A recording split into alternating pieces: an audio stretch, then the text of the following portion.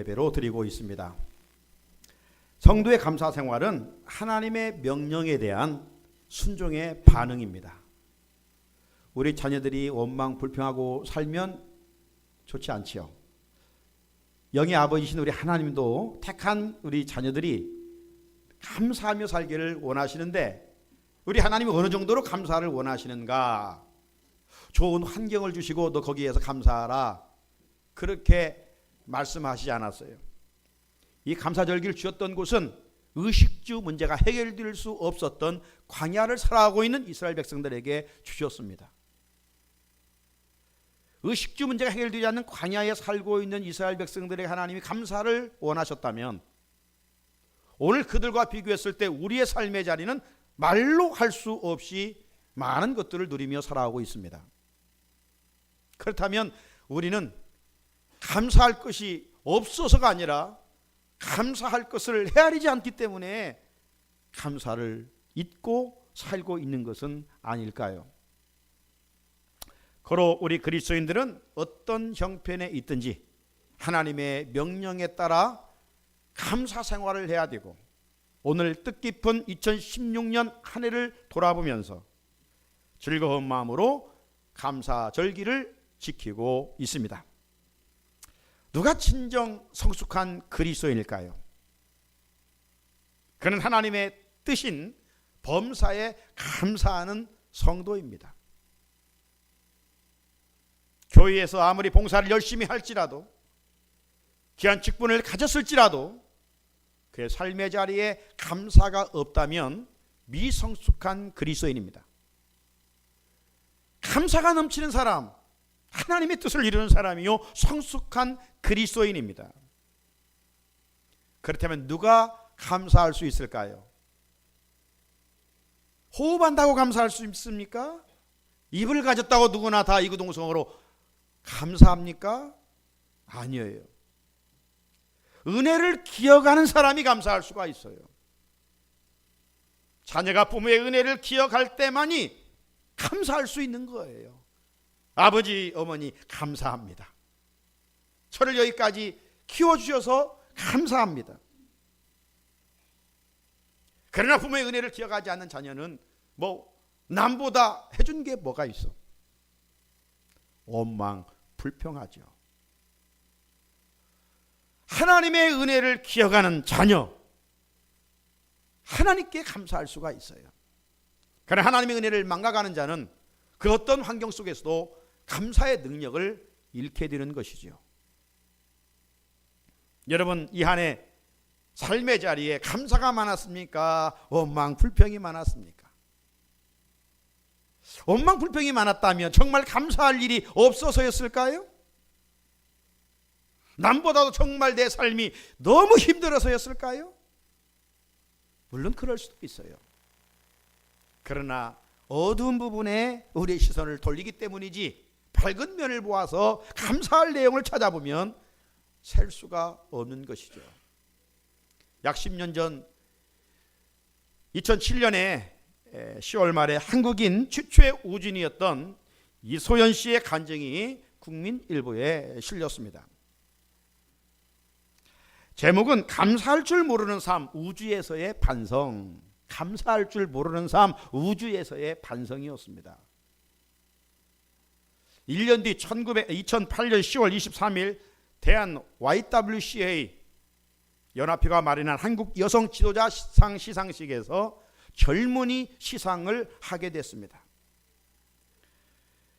그때 소감을 밝힌 내용이 이것입니다. 그때 그는 우주에서 느낀 소감을 신앙 고백으로 간증을 하였어요. 저는 우주에 가기 전까지 한 번도 이 지구에서 살만한 자격이나 요건에 대해서 따져본 적이 없었어요. 사는 것 자체에 대해서 감사하기는커녕 원망 불평이 많았습니다.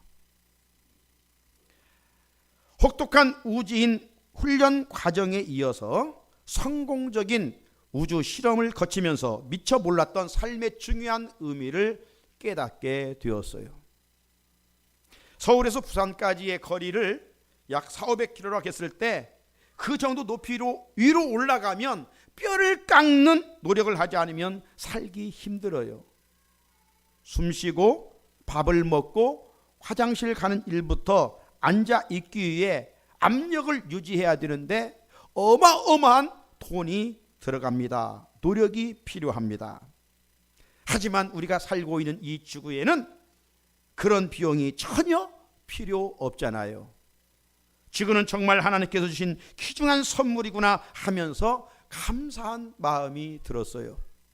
그래서 지구로 내려갈 시간이 가까울수록 지나온 삶을 돌이켜보며 감사하지 못한 것에 대해서 반성하였습니다. 이런 고백이었어요. 사랑하는 우리 성산의 성도 여러분, 하나님은 이 지구라고 하는 가장 값진 집을 우리에게 선물로 주셨어요. 대기권에서 우리가 살고 싶은 욕망이 있지만 그곳에서 쉽게 살아갈 수 있는 것이 아니라 이 말이죠. 그곳에 살기 위해서는 어마어마한 비용이 들어가고 있어요. 그럼에도 불구하고 우리는 감사를 모르고 살아갑니다. 마치 이스라엘 백성들이 하나님께서 약속의 땅, 젖과 꿀이 흐르는 땅, 가장 좋은 땅을 예비해 주셨건만 그들은 감사하기는커녕 원망불평만 하면서 살아갔습니다. 오늘 추수감사주의를 맞아 이스라엘 백성들처럼 감사를 모르고 살았던 우리의 지난날의 삶의 모습을 하나님 앞에서 회개하고 다시 한번 범사에 감사하며 살겠습니다 라고 새롭게 결단하는 귀한 시간이 되시기를 주님의 이름으로 축복합니다. 오늘 본문 7절로부터 9절을 살펴보면 하나님께서 이스라엘에 주신 땅은 실로 아름다운 땅이었습니다. 골짜기와 산에서 지하수가 흐르고 샘물이 나고 시냇가가 흐르는 땅이었습니다. 밀과 보리가 자라고 포도와 무화과나무와 석류가 나는 땅이었습니다. 올리브 기름과 꿀이 생산되는 땅이었고 먹을 것이 모자라지 않고 아무것도 부족함이 없는 땅을 하나님이 그들에게 주셨습니다. 돌에서는 씨를 얻고 산에서는 구리를 캐낼 수 있는 땅이었습니다. 하나님께서 이스라엘 백성들이 살아갈 땅을 찾아보시는 중에 이 좋은 가나안 땅을 예비하여 주셨습니다. 이 땅에 들어가는 이스라엘은 어떤 수고도 없이 그저 얻었습니다. 그렇다면 하나님 앞에서의 저들의 반응이 어떠해야 하겠습니까? 감사해야 되죠.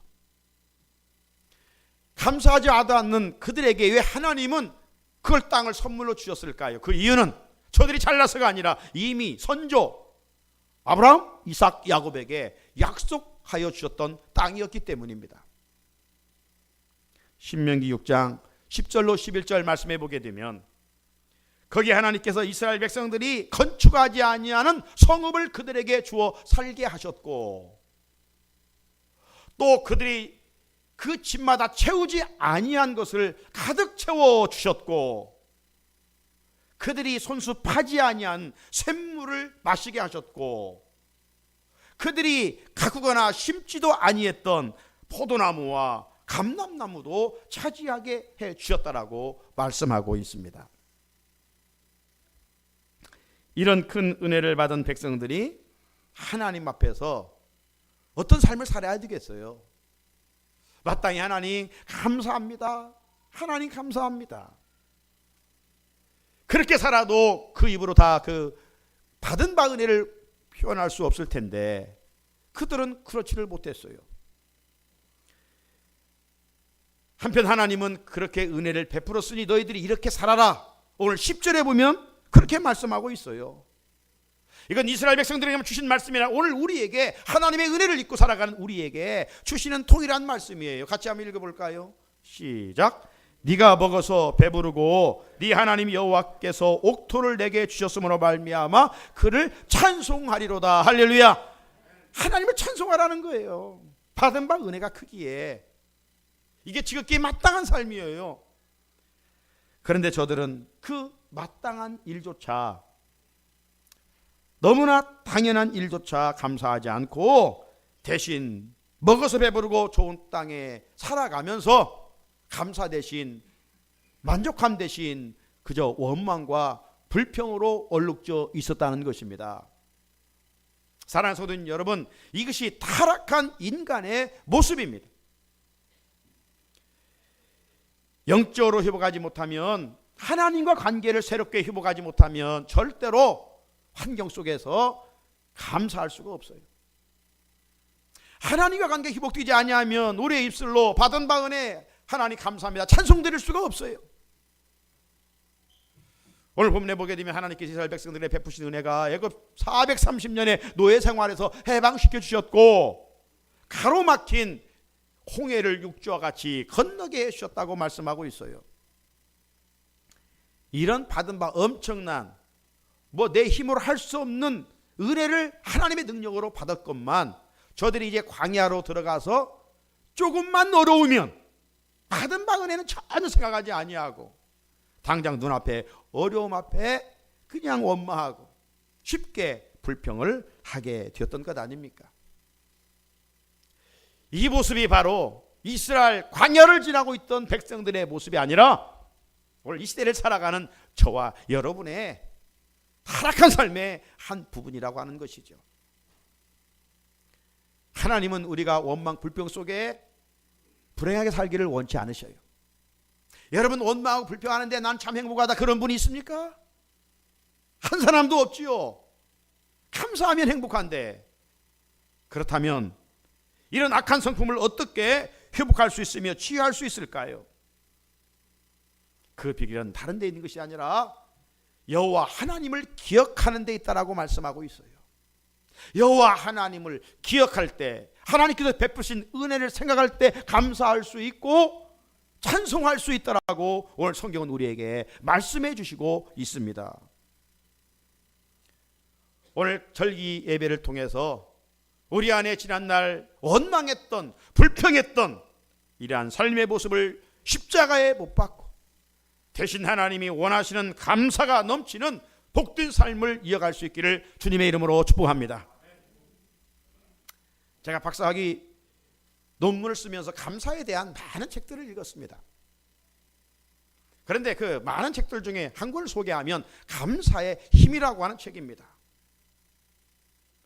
이 감사의 힘이라고 하는 이 책 속에 보게 되면 감사합니다, 고맙습니다, 이 한마디에 담긴 놀라운 그 축복이 있다는 것을 소개하고 있어요.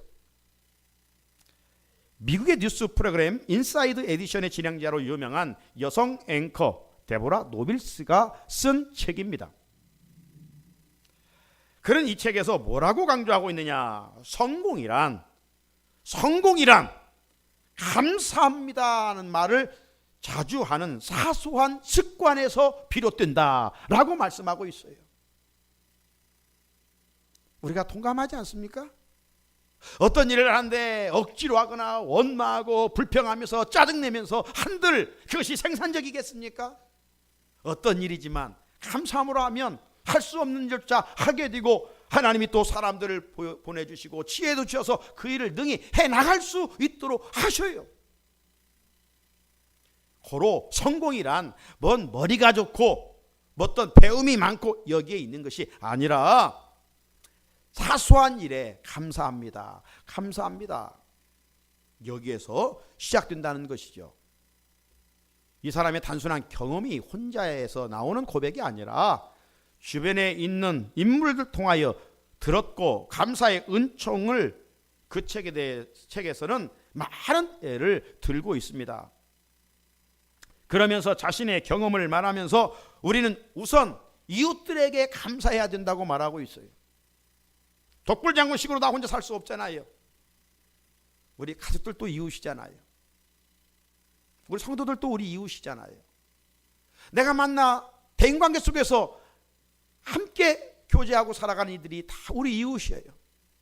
우리는 알게 모르게 그들의 도움이 있었어요. 그 이웃에게 감사라고 말씀하고 있어요. 또 내 자신에게 감사라고 기록하고 있습니다.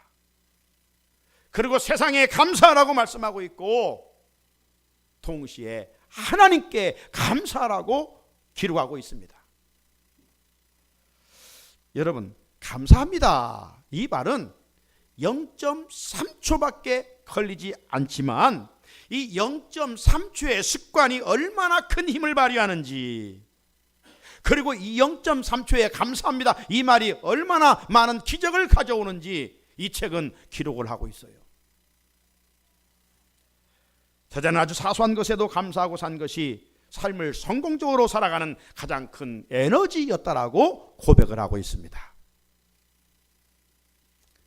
나아가 저자는 실험을 통해서 매일 감사하는 사람들의 결과를 이처럼 밝혀냈어요. 감사하는 사람들은 어떤 삶을 사느냐? 삶에 대하여 더 행복을 느낀다. 감사하는 사람은 낙천적인 성격으로 변한다. 활력이 넘치는 생활을 하게 되었다. 열정적으로 활동하게 되었다. 결단력이 강해졌다. 다른 것에 흥미를 느끼게 되었다. 감사하는 사람은 유머 감각이 생겼다. 힘든 일을 처리하는데 자신감이 붙었다. 운동을 더 열심히 하게 되었다. 인생의 목표를 수립하는데 그것을 이루기 위해 노력하였다. 다른 사람을 돕는데 적극적으로 나서게 되었다. 다른 사람들부터 관대하고 친절한 사람이라는 평판을 받게 되었다. 이게 감사하는 사람들의 특징이라는 것이죠. 사랑하는 성산의 성도 여러분, 감사하는 마음을 갖는 데는 돈이 들지 않습니다. 감사하는 마음을 갖는 데는 어떤 크게 고민할 이유도 없어요. 0.3초밖에 되지 않는 그 짧은 시간에 그저 우리는 입술을 열어서 마음을 담아 감사합니다 하면 되는 거예요. 이 짧은 투자지만 상상이로 거기에는 큰 축복이 담겨 있습니다. 그래서 하나님은 고난 중에도 원망하지 말고 감사하라. 여러분, 우리가 고난 중에 감사한다는 것이 쉽지 않잖아요. 그런데 고난 중에도 감사하는 것이 거기에 오히려 하나님이 예비하신 축복이 있기 때문에 한번 해봐라 말씀하고 있습니다. 여러분, 우리가 느끼잖아요. 감사하면 내 자신이 행복합니다. 감사하면 듣는 이가 행복합니다. 감사하면 살아납니다. 감사하는 곳에 기적이 있고, 감사하는 곳에 성공이 있고, 감사하는 곳에 치료가 있고, 감사하는 곳에 하나님이 역사하십니다. 예수님께서 감사하셨을 때 빈들의 오병이어의 기적이 일어났잖아요. 칠병이의 기적이 일어났잖아요. 감사기도 하고 나갔을 때 나사로야 나오너라 했을 때 4일 만에 죽었던 나사로가 살아나잖아요. 이게 감사의 능력이에요. 그래서 하나님은 택한 자녀들에게, 이스라엘 백성들은 환경의 광야였지만 올 우리는 광야 같은 세상을 살고 있잖아요. 그래서 불평의 안경을 쓰고 세상을 보면 하나에서 열까지 다 원망하고 불평할 그 요소들입니다. 그러잖아요. 반면에 감사의 안경을 쓰고 세상을 보면 다 감사해요. 일어나는 것부터 활동해서 하루 마무리해서 잠들을 때까지 모든 것이 줄줄이 사탕인 것처럼 줄줄이 감사해요. 누가 감사의 안경을 가지고 살아가면, 자, 그렇다면 어떻게 해야 감사를 생활할 수 있을까? 11절 같이 한번 읽어보세요. 11절이요. 시작. 내가 오늘 네게 명하는 여호와의 명령과 법도와 규례를 지키지 아니하고 네 하나님 여호와를 잊어버리지 않도록 삼갈지어다. 아멘. 여기에 우리들이 하나님 여호와를 잊어버리면 감사할 수 없다라고 말씀하고 있어요. 우리가 여호와의 명령과 규례와 법도를 쫓아 살 수가 없다라고 말씀하고 있어요. 하나님의 명령에 따라 범사에 감사하여 복된 인생을 살기 위해서는 다른 게 아니라 여호와 하나님의 은혜를 기억하라고 말씀하고 있어요. 그러면 감사할 수 있는 인생이 돼요. 그렇지 않으면 온갖 축복을 누리면서도 원망과 불평 속에 불행한 삶을 살아갈 수밖에 없습니다. 내 인생이 행복하다? 그러면 지금 내가 감사가 많은 것이고, 내 삶이 짜증난다, 내 삶이 불행하다, 여기에 마음이 지금 짓눌려 있다면 다른 이유가 아니에요. 우리 마음과 입술에 감사가 사라졌기 때문입니다. 아무리 추가 삼간 살지라도 가족 간에 감사하면 천국 아니겠어요? 그런데 아무리 환경이 좋아도 거기에서 네 탓이요, 네 탓이요, 너 때문이야, 그런들 무슨 행복이 있겠어요? 12절로부터 14절 상반절에 보면 네가 먹어서 배부르고 아름다운 집을 짓고 거주하게 되며 네 소와 양이 번성하며 네 은금이 증식되며 네 소유가 다 풍부할 때에 네 마음이 교만하여 내 하나님 여호와를 잊어버릴까 염려하노라. 하나님 우리를 꿰뚫어 보고 계시는 분이에요. 타락한 인간이 어떻게 살 것인가를 너무나 잘 알고 계셔요. 우리가 어려우면 하나님 찾잖아요. 하나님 가까이 하잖아요. 한 번 더 기도하잖아요. 기도해서 하나님이 응답해 주시면 문제는 여기서부터 있는 것이죠. 먹어서 배부르고 아름다운 집을 짓고 큰 집에 거주하고 소와 양이 번성해 은금이 증식되고 소유가 풍부할 때에 마음이 달라져 버려요. 화장실 들어갈 때 나올 때 마음이 달라지듯이 어려울 때와 하나님이 문제를 해결해 줬을 때 상황이 달라진다 이 말이죠. 옛날 보릿고개 시절을 잊어버리는 것이죠. 애굽에서도의 생활을 잊어버리는 것이죠.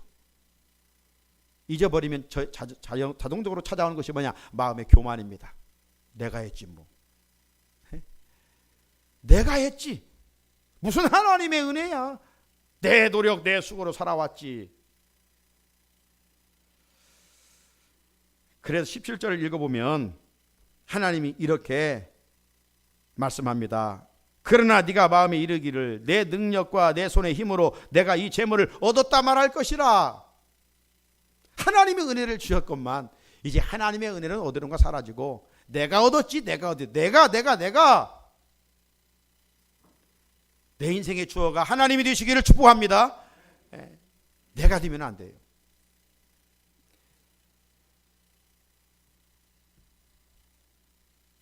이것은 세상 사람들의 고백입니다. 그리스도에 합당한 고백이 아니에요. 오늘 우리의 고백은 뭡니까? 사도 바울처럼 나의 나됨은 하나님의 은혜였습니다. 하나님의 은혜였습니다. 이거요. 18절에 네 하나님 여호와를 기억하라. 그가 네게 재물 얻을 능력을 주셨음이라. 이같이 하심은 네 조상들에게 맹세하신 언약을 오늘과 같이 이루려 하심이니라 말씀하셨어요. 너희들이 삶이 형편이 좋아졌을 때 그때 마음 교만해져서 하나님이 베푸신 은총 잊지 마. 하나님을 꼭 기억하고 살아. 네가 지금 빈손으로 왔다가 이제껏 가지고 있는 것은 네 능력으로 얻은 게 아니야. 하나님이 주신 거야. 그렇게 말씀하고 있어요. 사랑하는 성도 여러분, 인간은 누구나 다 행복한 삶을 살기를 원하고 있어요. 행복한 삶이 어디에 있습니까? 많은 것을 누렸다고, 많은 것을 가졌다고, 많은 것을 배웠다고, 높은 권력을 가졌다고? 언뜻 보면 그래요. 없을 때 가져보면 행복할 것 같고 권력이 없을 때 권력 가지면 행복할 것 같아요. 맞는 말이에요. 그러나 하나님이 없는 그런 생각은 참으로 위험한 것이고 결과적으로 자기를 무너뜨리는 일이에요. 다 부질없는 것입니다. 세상 보이는 것에서 행복을 찾으려고 하면 요즘 정치권을 보면 실감하잖아요. 어제까지도 권세 잡은 사람들이었습니다. 대통령 곁에 있었습니다. 청와대에서 활동했습니다. 그런데 지금 포승줄에 묶여 끌려다니고 있어요.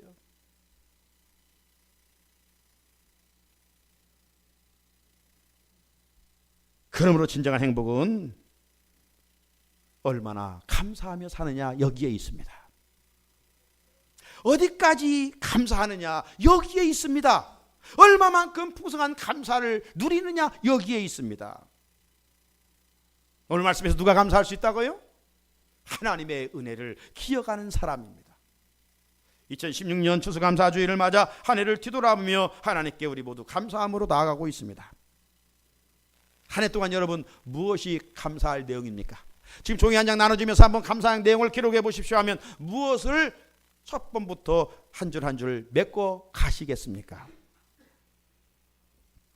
저도 여러 가지로 한번 생각해 보았습니다.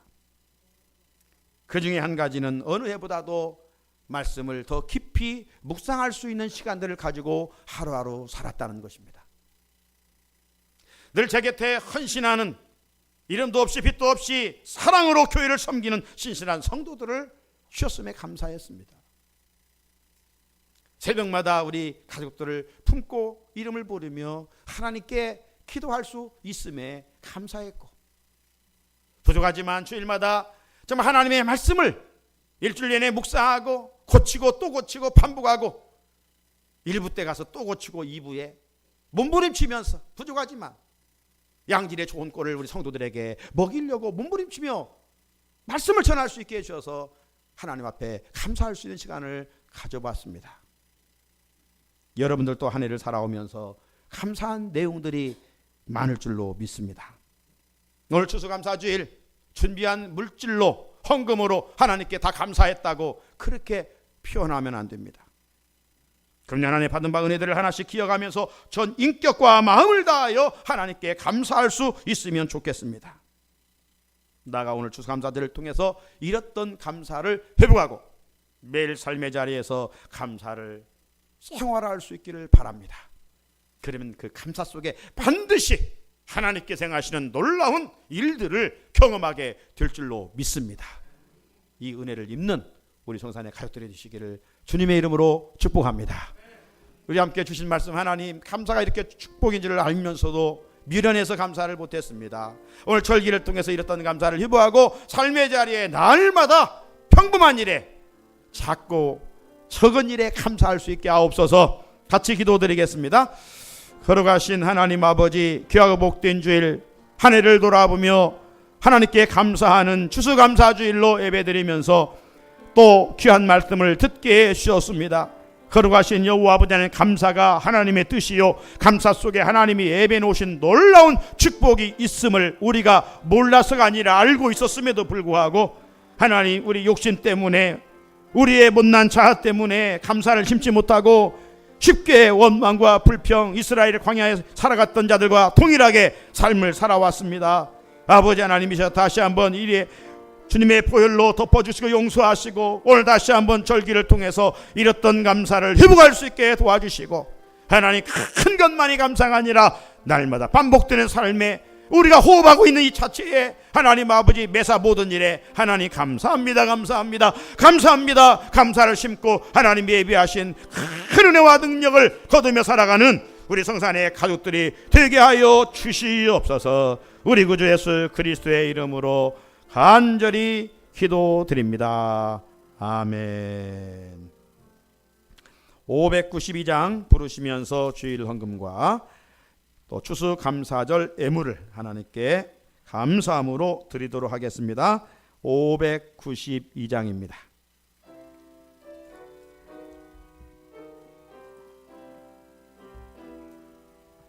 산마